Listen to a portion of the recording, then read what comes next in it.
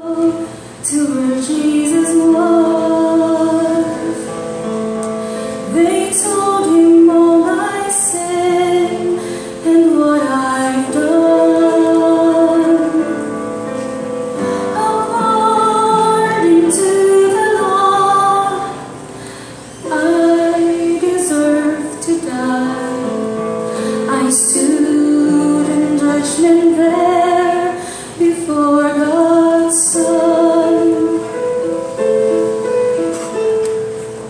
His enemies demanded to see justice done.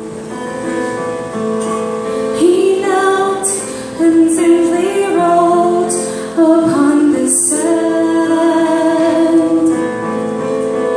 And when he stood to speak, I trembled in my soul.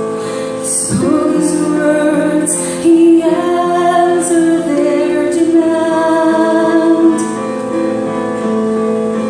He that is without sin